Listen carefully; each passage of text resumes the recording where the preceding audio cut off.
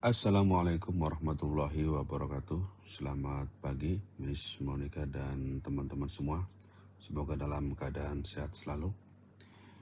Izinkan saya Samsudin dari kelompok 14 menyampaikan pemaparan matkul intercultural knowledge dalam pokok bahasan Indianism, frasa asing dalam komunikasi lintas budaya dalam pekerjaan. Baik, Miss Monica dan teman-teman semua, di sini kita akan membahas Indianism. Ini bukan berarti kita sedang membahas isme-isme atau kepercayaan yang ada di India. Indianism adalah istilah khusus yang merujuk pada frase asing yang digunakan dalam komunikasi sehari-hari di tempat kerja yang dilakukan oleh orang India. Baik, tanpa berlama-lama kita lanjut saja ke slide berikutnya. Kita masuk dalam definisi apa itu Indianism. Indianism adalah kata, frasa atau kebiasaan tata bahasa yang unik untuk bahasa Inggris seperti yang digunakan dalam percakapan dan tulisan di India. Indianisme memadukan struktur bahasa lokal, kebiasaan budaya, dan sejarah kolonial Inggris ke dalam komunikasi sehari-hari. Jadi singkatnya adalah Indianisme itu adalah ungkapan dalam bahasa Inggris dengan cita rasa India. Kira-kira seperti itu. Nah, kenapa hal ini bisa terjadi? Karena di India tidak mempunyai bahasa pemersatu. India terdiri banyak state, banyak provinsi kalau di kita mungkin, banyak wilayah-wilayah, dan mereka tidak disatukan dalam satu bahasa nasional. Setiap daerah memiliki bahasanya sendiri. Dan komunikasi yang umum antar daerah di India itu ya pakai bahasa Inggris. Nah, sementara di setiap daerah mempunyai dialek, mempunyai struktur bahasa yang berbeda-beda. Nah, perbedaan ini menyebabkan istilah-istilah baru yang dipakai yang mempengaruhi bahasa Inggris mereka. Nah, frase-frase dalam bahasa Inggris ini, bahkan orang Inggris pun dia memerlukan penerjemah untuk memahami apa yang dimaksud oleh orang India tersebut. Meskipun mereka menggunakan bahasa Inggris, karena bahasa Inggrisnya sudah terkontaminasi oleh struktur budaya dan bahasa lokal. Nah, kira-kira seperti itu. Nah, kenapa Indianisme ini saya pilih sebagai pokok bahasan? Karena pada presentasi kali ini, setiap masing-masing anggota memaparkan presentasinya sesuai dengan subbahasan masing-masing. Dan kebetulan saya mendapat pokok bahasan frase asing.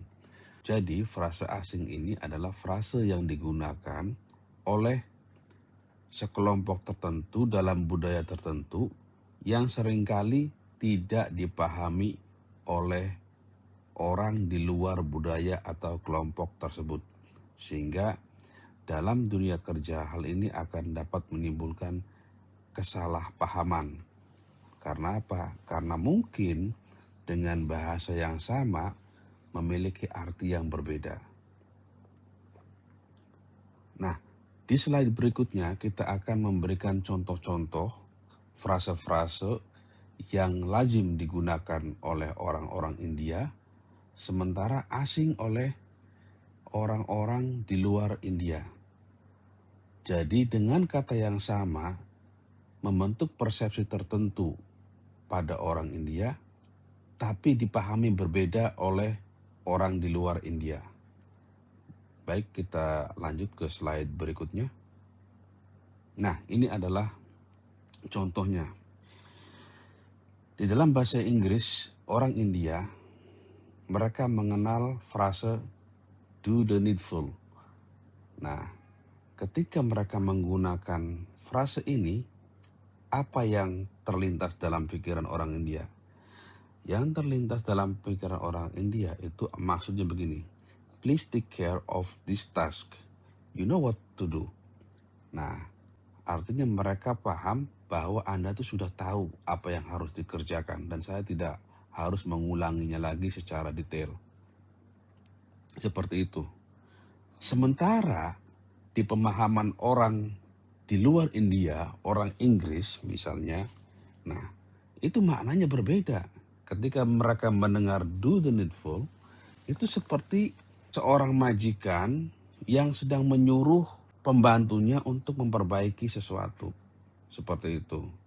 Jadi terdengarnya itu sangat kuno dan tidak natural gitu. Ini seperti bukan bahasa Inggris yang mereka kenal. Nah, selanjutnya. Ini juga ada ungkapan kindly refer. Nah, ketika mendengar kindly refer itu di dalam pemahaman orang India artinya please reply to my email when you have a moment. Sementara di pemahaman orang di luar India, ini pemahamannya juga berbeda. Mereka itu menginginkan lawan bicaranya mengembalikan pekerjaan yang sekarang itu ke pekerjaan sebelumnya. Nah, seperti itu. Jadi misalkan seperti mahasiswa membuat skripsi terus diajukan ke dosen. Nah, revisi yang dikerjakan oleh mahasiswa ini lebih buruk dari yang sebelumnya. Kemudian dosen meminta, ini tolong kembalikan ke stage sebelumnya nih. Nah, seperti itu. Jadi pengertiannya kalau di India itu kindly reward itu membalas. Nah, sementara bagi orang di luar India itu artinya mengembalikan ke posisi sebelumnya. Seperti itu. Selanjutnya ada prepone. Nah, prepone. Prepone ini dalam pengertian orang India itu kalau ada postpone, ini dalam pengertian orang India. Kalau ada postpone, pasti ada prepone. Seperti itu. Jadi mereka menciptakan istilah sendiri dengan analogi mereka sendiri. Sementara orang Inggris aslinya, native speakernya, mereka tidak mengenal kata ini. Ini apa ini?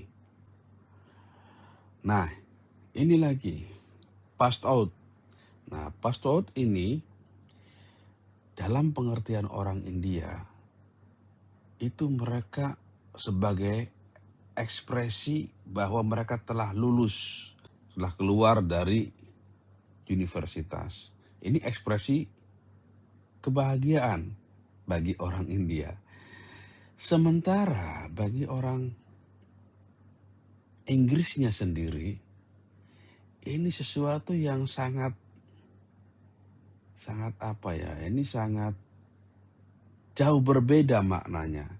Ini menggambarkan bahwa passed itu artinya orang yang sedang mau pingsan, pusing. Nah, ini yang ditangkap oleh mereka.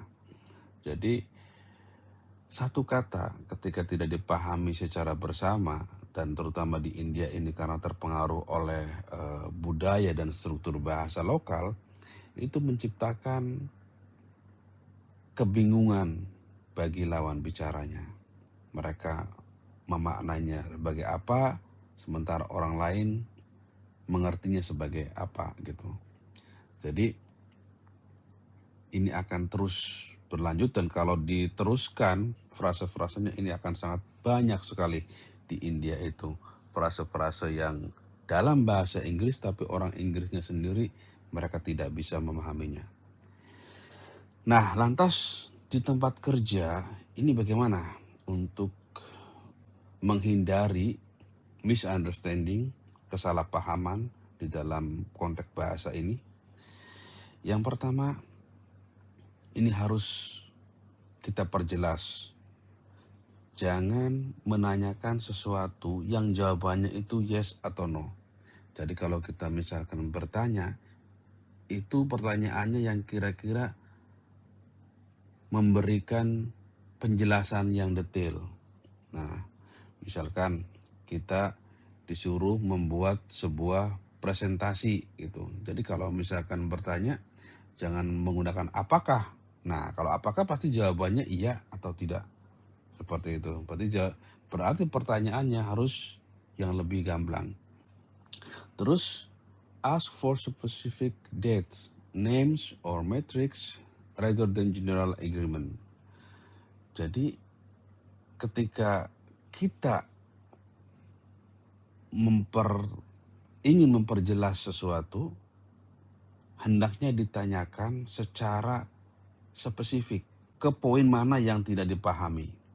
Jadi jangan ngambang ke sesuatu yang lebih umum, seperti itu.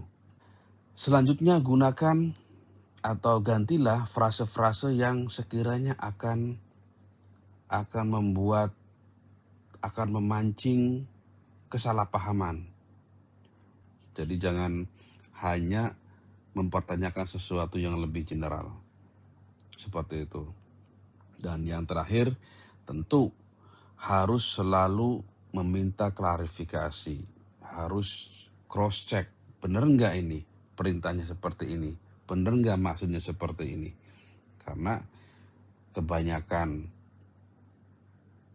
frase-frase asing yang digunakan menimbulkan persepsi yang berbeda dan tentu outputnya juga akan berbeda. Baik, Miss Monica dan teman-teman semua, sampailah kita di penghujung slide ini. Terima kasih atas segala perhatiannya, mohon maaf atas segala kekurangan. Saya akhiri presentasi ini. Assalamualaikum warahmatullahi wabarakatuh. Selamat pagi semuanya. Bye-bye.